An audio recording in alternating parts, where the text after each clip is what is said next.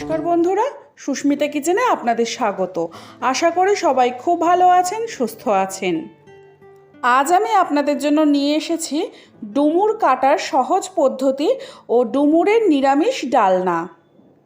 চলুন রেসিপিটি দেখে নেওয়া যাক। আমি এখানে মিডিয়াম সাইজের কতগুলো ডুমুর নিয়ে নিয়েছি। ডুমুর কাটার আগে হাতে একটু সর্ষের তেল ভালো করে মেখে নিলাম, যাতে ডুমুরের আঠা আমার হাতে লেগে না যায়। ডুমুরের ছালগুলো আমি এইভাবে অল্প অল্প করে কেটে নিয়ে নিচ্ছি। অনেকে আবার ডুমুরটা মাঝখান থেকে কেটে ডুমুরের যে দানাগুলো থাকে সেগুলোকে ছাড়িয়ে নেন। আমি যেটা সহজ পদ্ধতি সেটাই দেখাচ্ছি। এর জন্যে খুব বেশি খাটতে লাগে না, শুধুমাত্র মাংসালো যে ধারগুলো থাকে সেগুলোই আমি কেটে নিয়ে নিলাম খুব সহজেই। বড় সাইজের দুটো আলু ছোট ছোট করে কেটে নিয়েছি। একটা প্রেসার কুকারের মধ্যে আমি ডুমুরগুলো দিয়ে দিচ্ছি। 4 থেকে 5টা সিটি দিয়ে সেদ্ধ করে নেব।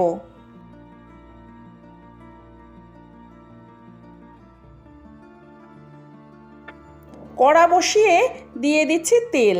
আমি এখানে সাদা তেল দিলাম, আপনারা চাইলে সর্ষের তেলও দিতে পারেন। দিয়ে দিলাম তেজপাতা, একটা ছোট এলাচ, গোটা জিরে, ছোট করে কুচনো আলু। দিয়ে দিচ্ছি হাফ চামচের মতো হলুদ গুঁড়ো, খুব সামান্য পরিমাণে হিং, দিয়ে দিচ্ছি আন্দাজ মতো নুন, একটা শুকনো লঙ্কা। আলুটা একটু কষিয়ে নিচ্ছি সমস্ত মশলার সাথে।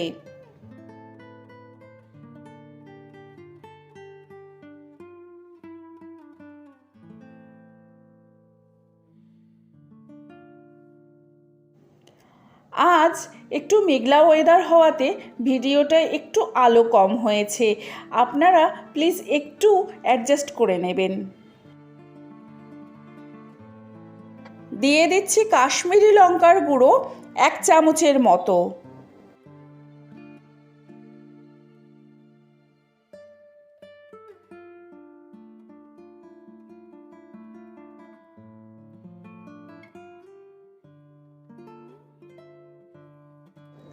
আপনারা ঝাল বেশি খেতে চাইলে কাঁচা লঙ্কা বা রেড চিলি পাউডারও দিয়ে নিতে পারেন।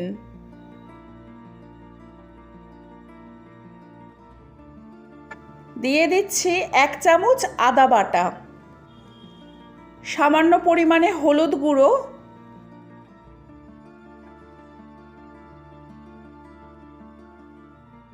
আদাটা খুব ভালো করে কষিয়ে নিচ্ছি যাতে করে আদার কাঁচা গন্ধটা না থাকে।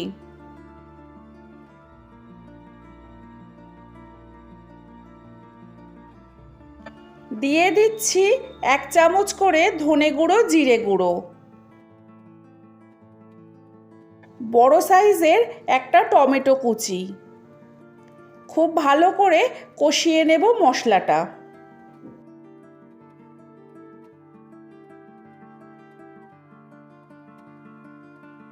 এরপর দিয়ে দেব সেদ্ধ করে রাখা ডুমুর।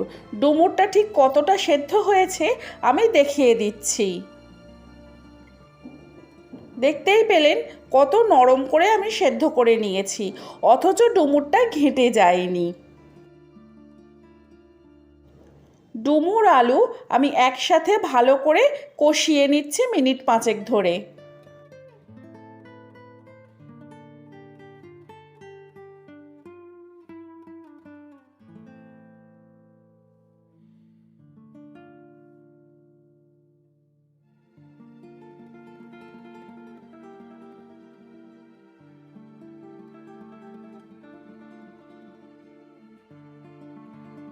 কষিয়ে নেওয়া হয়ে গেছে আমার। এরপরে আমি দিয়ে দিচ্ছি আন্দাজ মতো জল। এখানে আমি মিডিয়াম সাইজের 1 বাটি জল দিয়েছি। হাই ফ্লেমে মিনিট 10 আমি ফুটিয়ে নেব।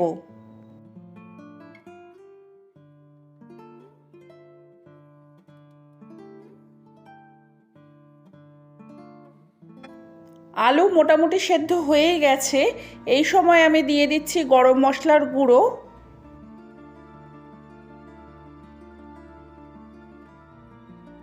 হাফ চামচের মতো ঘি,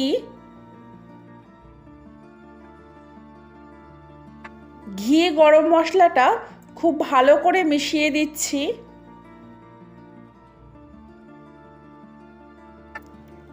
গরম মশলা দেওয়ার পরে আহাহা, অসাধারণ একটা সেন্ট বেরিয়েছে।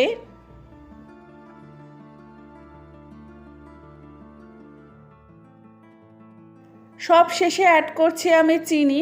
যে কোনো নিরামিষ রান্না একটু মিষ্টি মিষ্টি হলে সেটা খেতে ভালো লাগে, এবং নুনটা কিন্তু যার যার আন্দাজ মতো।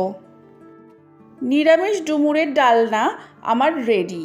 রুটি, পরোটা, ভাত সব কিছুর সঙ্গেই কিন্তু পরিবেশন করা যায়।